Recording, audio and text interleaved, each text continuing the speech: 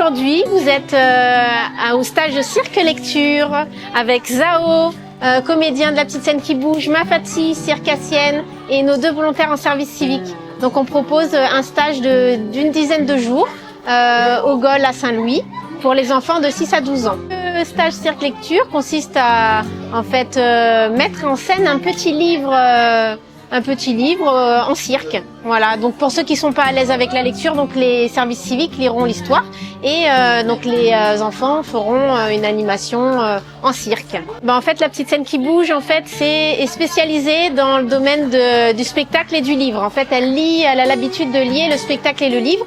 Et chez nous, à La Petite Scène qui bouge, on a une circassienne, Mafati, qui est également comédienne, qui a déjà réalisé des spectacles avec nous.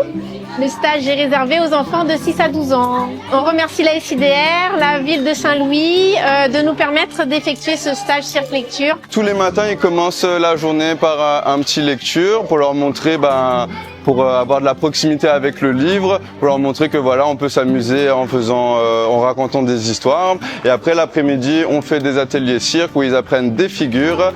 Et après, la dernière semaine, on va mélanger les deux, où on va lire des bouts de livres et en même temps, nous, ça fait des figures de cirque. C'est surtout un plaisir de venir voir les jeunes des quartiers prioritaires où voilà, ils ont vraiment envie de faire plein d'activités, plein de choses. Et du coup, à chaque fois qu'on se retrouve, ils sont super heureux, ils sont contents de nous voir, ils sont contents de participer. Du coup, ça fait chaud au cœur et nous, on a toujours envie de revenir. J'amène plus le cirque avec l'association de La Petite Scène qui bouge. On fait un peu des jeux théâtrales, des jeux de concentration, d'être en confiance entre groupes et en soi. Chaque fois quand on vient les interventions dans les quartiers, c'est avec un grand plaisir. Les enfants des fois ils nous attendent en avance. C'est en prenant le plaisir en soi qu'on peut transmettre aux enfants la joie d'apprendre, de passer à autre chose. Alors en tant que maman, Mani pour ma fille. Du coup, on a été conviés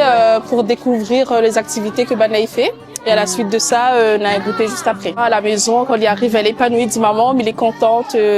Là-bas, il amuse à moi bien, franchement, il fait moi des amis. Franchement, il est très contente qu'il découvre des nouvelles choses, de nouvelles activités, tout ça.